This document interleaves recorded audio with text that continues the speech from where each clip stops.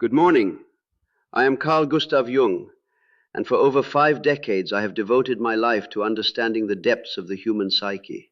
What I share with you today are not mere platitudes or fleeting motivational thoughts, but profound truths I have discovered through decades of working with thousands of patients and exploring the furthest reaches of human consciousness. The morning hours possess a unique quality. They are the bridge between the unconscious realm of sleep and the conscious world of daily existence. It is in these precious moments that we have the greatest opportunity to set the tone for our entire day, indeed for our entire lives. These 12 reminders are not suggestions. They are fundamental principles that can transform your relationship with yourself and the world around you. First morning reminder. I begin each day by acknowledging a truth that many find uncomfortable. Everything that irritates us about others can lead us to an understanding of ourselves. When you wake this morning, before you judge your neighbor, your colleague, or even the stranger on the street, pause and look within. That quality that annoys you so intensely in another person, could it be that you possess this very trait yourself, buried perhaps in the shadow of your unconscious?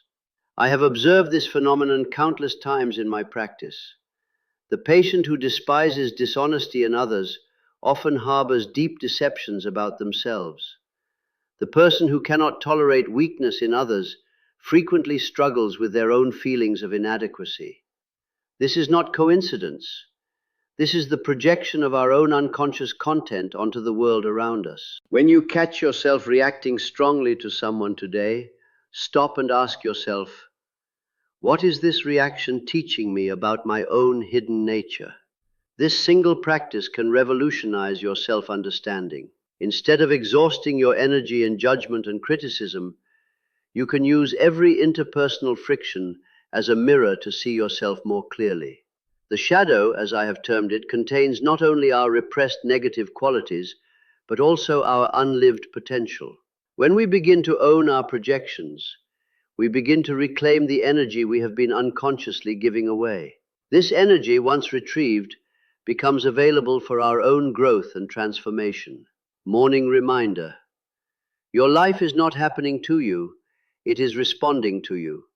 This morning I want you to grasp a fundamental principle that will change everything. You are not a victim of circumstances, but rather a creator of your reality through your unconscious patterns and choices. I do not mean this in some superficial way that suggests you consciously control every event. Rather, I mean that the unconscious mind, with its complex of memories, traumas, beliefs, and inherited patterns, continuously attracts experiences that match its internal configuration. Your external world is in many ways a reflection of your internal psychological state. Consider the person who repeatedly finds themselves in relationships with unavailable partners. They often ask me, why does this keep happening to me? The question itself reveals the fundamental misunderstanding. It is not happening to them. They are unconsciously choosing it. Somewhere in their psyche lies an unresolved complex, perhaps stemming from early childhood experiences with an absent or inconsistent caregiver, that draws them toward familiar patterns of emotional unavailability. The same principle applies to every area of life. The person who constantly struggles with money often harbors deep unconscious beliefs about their own worth or about the nature of abundance.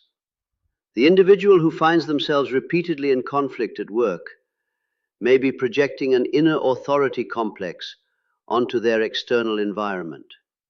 This recognition is not meant to induce guilt or self-blame. Rather, it is profoundly liberating. If you are the creator of your experience through your unconscious patterns, then you also have the power to change these patterns and thus change your life. But first, you must become conscious of what has been unconscious. Third morning reminder. The privilege of a lifetime is to become who you truly are. This morning, I invite you to consider whether you are living your authentic life or merely conforming to the expectations and demands of others. Throughout my career, I have witnessed countless individuals suffering not from external circumstances, but from their own self-betrayal. They have constructed a persona, a mask they wear to navigate social expectations. But in doing so, they have lost touch with their true self. They wake each morning feeling empty, anxious, or depressed, not understanding that their suffering stems from living a life that is not genuinely theirs. Society, family, culture, education, all of these forces conspire to shape us into acceptable forms. We learn early what behaviors earn approval and which ones bring rejection. Gradually, we begin to identify with this socially constructed self, forgetting the authentic being that lies beneath. But the true self will not be silenced forever. It speaks to us through our dreams, our spontaneous interests, our moments of deep joy, and yes, even through our symptoms and suffering. Depression, anxiety, addiction, these are often the soul's way of rebelling against a life that does not honor our true nature. Fourth morning reminder: what you resist persists, but what you embrace transforms. This morning I want to speak to you about one of the most powerful psychological laws I have discovered. The paradox that struggling against an unwanted aspect of yourself or your life only serves to strengthen it. In my work with patients, I have observed this phenomenon repeatedly. The person who fights desperately against their anger becomes consumed by rage. The individual who tries to eliminate their sadness through constant distraction finds themselves increasingly depressed. The one who resists their sexuality becomes obsessed with it. This is because resistance creates a split in the psyche. When we label certain aspects of ourselves as unacceptable and try to banish them, we create what I call a complex, an autonomous cluster of psychological energy that operates outside of conscious control. This complex does not disappear. Instead, it gains power through our resistance and begins to influence our behavior in unconscious ways. The alternative is conscious acceptance and integration. This does not mean acting out every impulse or emotion, but rather acknowledging their presence without judgment and seeking to understand their message. Your anger may be telling you about violated boundaries. Your sadness may be showing you what you truly value. Your fear may be protecting you from genuine danger or pointing toward necessary growth. This principle applies not only to internal states but to external circumstances as well. The situation you keep trying to escape or control often contains exactly the lesson or growth opportunity you most need. When you stop fighting reality and instead ask, "What is this trying to teach me?" you open the door to profound transformation. Fifth morning reminder: your dreams are letters from your unconscious self. This morning I encourage you to pay attention to the nocturnal theater of your mind, for it contains wisdom that your conscious intellect cannot access. For over 40 years, I have studied dreams, not as random neurological firing, but as meaningful communications from the depths of the psyche.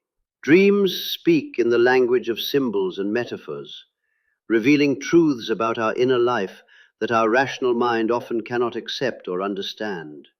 Your dreams compensate for the attitudes and perspectives of your conscious mind. If you are overly optimistic during the day, your dreams may present challenges and difficulties to restore balance. If you are excessively pessimistic, your dreams may offer hope and possibility. This compensatory function serves to maintain psychological equilibrium and guide you toward wholeness. Many people dismiss their dreams as meaningless, but in doing so, they ignore a profound source of guidance and self-knowledge. Your dreams know things your conscious mind does not. They can reveal the unconscious motivations behind your behavior, warn you of potential dangers or opportunities, and point you toward your unlived potential. I encourage you to keep a dream journal. Upon waking, before the rational mind takes over, capture whatever fragments you can remember. Over time, you will begin to notice patterns and themes that reveal the ongoing conversation between your conscious and unconscious mind. Remember, every figure in your dream represents an aspect of yourself. The threatening stranger may embody your own disowned aggression. The wise old woman may represent your inner wisdom. The lost child may symbolize neglected parts of your authentic self. By dialoguing with these dream figures, you can begin to integrate these split-off aspects and move toward greater wholeness. Sixth morning reminder. The meeting of two personalities is like the contact of two chemical substances. If there is any reaction, both are transformed. This morning, recognize that every relationship in your life is an opportunity for mutual transformation and growth. Many people approach relationships from a place of neediness or possessiveness, seeking to extract something from the other person: security, validation, entertainment, or comfort. But genuine relationship occurs when two individuals meet in their authenticity and allow themselves to be changed by the encounter. This requires tremendous vulnerability and courage. It means showing up as you truly are, not as you think the other person wants you to be. It means being willing to be seen in your imperfection, your uncertainty, your growing edges. It also means creating space for the other person to be equally authentic, even when their authenticity challenges your expectations or preferences. In my marriage and in my friendships, I have learned that the goal is not to find someone who perfectly matches your existing self, but rather to engage with others in ways that call forth your highest potential. The people who matter most in your life are not those who make you feel comfortable, but those who help you become more fully yourself.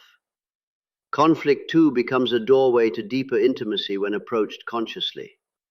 The friction between different perspectives, needs, and ways of being can either drive people apart or forge them into something stronger and more authentic than either could achieve alone. Seventh morning reminder. Your symptoms are not enemies to be conquered, but messengers carrying important information about your psyche. This morning, I invite you to reconsider your relationship with your psychological and physical discomfort. Throughout my career, I have observed that many people spend enormous energy trying to eliminate their symptoms. Their anxiety, depression, anger, insomnia, or various physical ailments, without ever stopping to ask what these symptoms might be trying to communicate. From the perspective of the psyche, symptoms often represent the rebellion of neglected or suppressed aspects of the self. The workaholic who develops insomnia may be receiving a message about the need for rest and reflection. The person who suffers from chronic anxiety may be warned about lifestyle choices that are out of alignment with their true nature. The individual plagued by depression may be experiencing the soul's protest against a life that lacks meaning or authenticity. This does not mean that all symptoms are purely psychological in origin, nor does it suggest that medical treatment should be avoided. Rather, I am proposing that symptoms often carry a message that purely symptomatic treatment may miss. By listening to what our discomfort is trying to tell us, we can address root causes rather than merely managing surface manifestations. I have seen patients whose migraines disappeared when they finally honored their need for solitude and creativity. I have witnessed anxiety dissolve when individuals began living more authentically. I have observed depression lift when people rediscovered their sense of purpose and meaning. The key is to approach your symptoms with curiosity rather than hostility. Instead of asking, "How can I get rid of this?" ask, "What is this trying to tell me?" Instead of seeing your discomfort as evidence of weakness or failure, consider it as communication from the deeper layers of your being. Sometimes the message is about necessary changes in lifestyle, relationships, or career. Sometimes it points to unresolved trauma or grief that needs attention. Sometimes it reveals aspects of yourself that you have been trying to suppress or deny. Always, it invites you into a deeper relationship with your own wholeness. Eighth morning reminder. You are not your thoughts. You are the consciousness that observes your thoughts. This morning, I want to share with you one of the most liberating realizations available to human consciousness. Most people identify completely with their thinking mind. They believe they are their thoughts, and therefore they feel victimized by every negative or anxious thought that arises. But this identification is a fundamental error that causes enormous unnecessary suffering. Through decades of self-observation and work with patients, I have come to understand that consciousness is much vaster than the thinking mind. There is a witnessing awareness within you that can observe your thoughts without being caught in them. This awareness remains calm and centered even when your thoughts are chaotic or distressing. When you begin to identify with this witnessing consciousness rather than with your thoughts, a profound shift occurs. You realize that thoughts are simply phenomena that arise and pass away within awareness, like clouds moving across the sky. Some thoughts are helpful and deserve attention. Others are merely mental noise that can be observed without engagement. This understanding transforms your relationship with anxiety, worry, and negative thinking patterns. Instead of fighting these thoughts or believing them to be absolute truth, you can observe them with detached interest. Ah, there is the worried thought about tomorrow's meeting. There is the self-critical voice commenting on my appearance. There is the anxious projection about the future. This observational stance does not mean becoming cold or disconnected. Rather, it provides the space necessary for conscious choice. From the position of witnessing awareness, you can choose which thoughts deserve your attention and energy, and which can simply be allowed to pass by. The practice is simple but profound. Throughout your day, regularly step back from the stream of thinking and rest in the awareness that observes. Notice that this awareness is always peaceful, always present, always whole, regardless of what thoughts or emotions may be arising within it. Ninth morning reminder.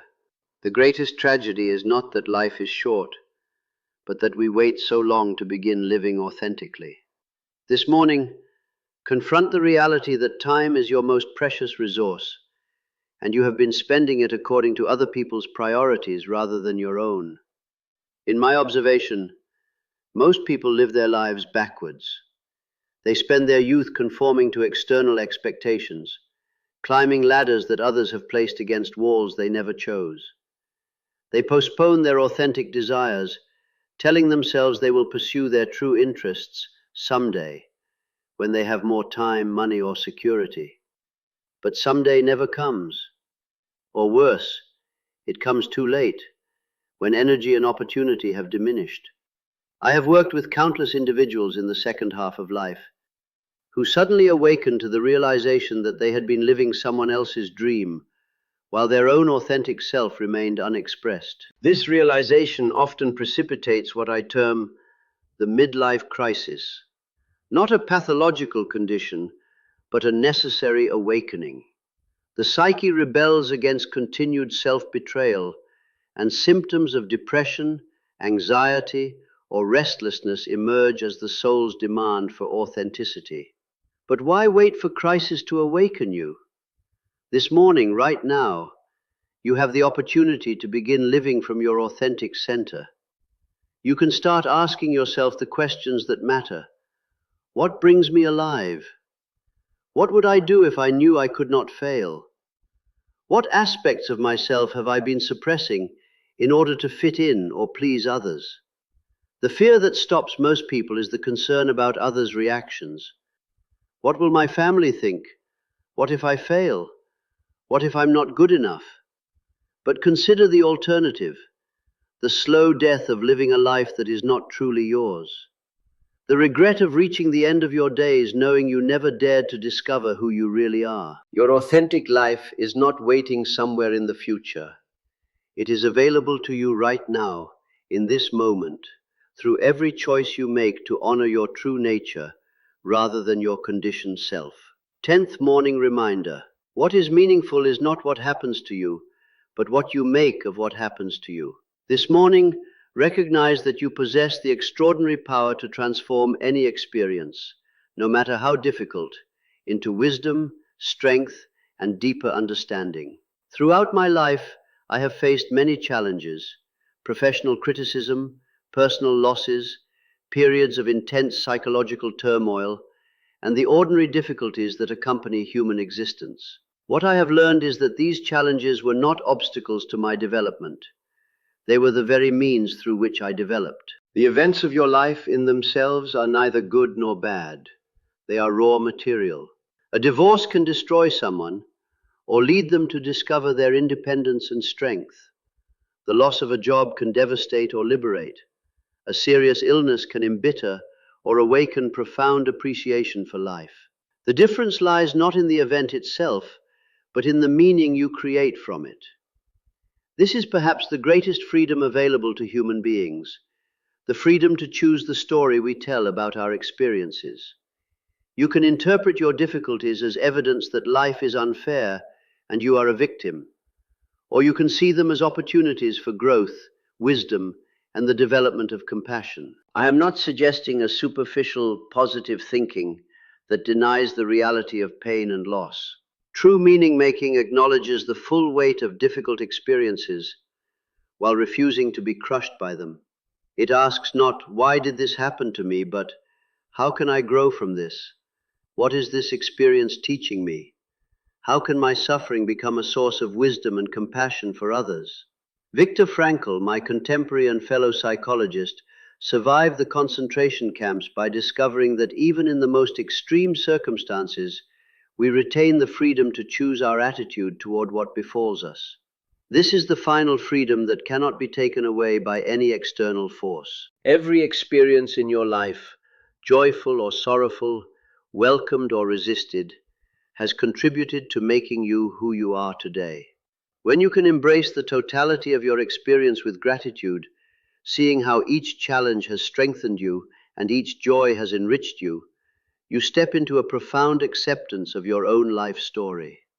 11th morning reminder. The word happiness would lose its meaning if it were not balanced by sadness. This morning I invite you to reconsider your relationship with the full spectrum of human emotion, recognizing that the goal is not perpetual happiness, but emotional wholeness. Modern culture has created a tyrannical pursuit of happiness that actually generates more suffering. People believe they should feel good all the time, and when natural human emotions like sadness, anger, or fear arise, they judge these feelings as problems to be solved rather than natural aspects of the human experience. This creates what I call emotional splitting, the attempt to accept only the positive emotions while rejecting the negative ones. But this splitting is both impossible and harmful. Emotions are not moral categories. They are information systems that help us navigate life. Sadness connects us to what we value and have lost. Anger alerts us to boundary violations and injustices. Fear warns us of potential dangers. Anxiety often signals that we are living out of alignment with our authentic self. When we try to eliminate these emotions, we not only fail but also cut ourselves off from vital information about our inner and outer environment. We become emotionally numb, unable to fully experience joy because we have closed ourselves to sorrow, unable to feel authentic love because we have rejected our capacity for anger and disappointment. True emotional health involves what I call emotional fluidity, the ability to feel whatever emotion arises, to learn from it, and then to let it pass naturally. Emotions are like weather patterns in the psyche. They arise, intensify, and then dissipate when we do not resist them or cling to them. The person who can feel deep sorrow is capable of experiencing profound joy. The individual who can access their anger can also touch their passion and power. The one who acknowledges their fear can develop genuine courage. For courage is not the absence of fear, but right action in the presence of fear. Instead of pursuing happiness, pursue wholeness. Instead of trying to feel good all the time, learn to be present with whatever you are feeling. In this presence, you discover that no emotion is permanent, and that your capacity to feel fully is one of the greatest gifts of human existence. 12th morning reminder. You were born with everything you need to become who you are meant to be. The journey is not about adding to yourself, but about uncovering what was always there. This morning, recognize that you are not a project to be improved, but a mystery to be revealed. The greatest misunderstanding of our time is the belief that fulfillment comes from accumulating external things, achievements, possessions, relationships, experiences, even knowledge and skills. This accumulative approach treats the self as a container to be filled, rather than a seed to be nurtured. But in my deepest encounters with my own psyche, and in my work with thousands of individuals, I have discovered a profound truth. Everything you seek is already within you. The love you crave, the peace you desire, the wisdom you seek, the strength you need. These are not foreign substances to be imported from outside, but natural capacities to be awakened from within. The word education comes from the Latin educere, which means to draw out rather than to put in. True education, like true therapy and true spiritual practice, is not about adding layers to the personality, but about removing the obstructions that prevent your authentic self from expressing itself naturally. You came into this world with a unique configuration of gifts, talents, perspectives, and purposes. These were not randomly assigned. They reflect the particular way consciousness chooses to know and express itself through your individual existence. Your deepest fulfillment comes not from becoming someone else, but from becoming more fully yourself. Your neuroses, your defenses, your people-pleasing patterns, your false identities, these are like excess marble that obscures your true form. As you become more conscious, as you do the inner work of self-discovery and healing, you are not adding to yourself, but subtracting the false in order to reveal the true. These 12 reminders are not mere concepts to understand intellectually, but living principles to embody in your daily existence. They emerge from decades of exploration into the depths of human consciousness, both my own and that of the countless individuals who have shared their inner worlds with me. As you move through your day, carry these truths with you, not as rigid rules, but as gentle guides. Remember that consciousness is a journey, not a destination. There will be days when you forget these principles entirely, when you fall back into old patterns of thinking and being. This is not failure. This is the natural rhythm of growth. Most importantly, trust the process of your own unfolding. Your psyche has its own wisdom and timing. What needs to be revealed will be revealed when you are ready. What needs to be healed will surface when you have developed the capacity to heal it. What wants to be expressed through you will find its way into manifestation as you create the conditions of authenticity and awareness. The morning reminds us daily that we have the opportunity to begin again, to choose consciousness over unconsciousness, authenticity over conformity, presence over distraction, wisdom over reactivity. Each dawn offers the invitation to live more fully from the truth of who you are. May you accept this invitation with courage and compassion. May you trust the unfolding of your own unique journey. And may you remember that in becoming who you truly are, you offer the greatest gift to the world, the irreplaceable contribution of your authentic presence. The mystery of your existence is not a problem to be solved, but a reality to be lived. Go forth and live it fully.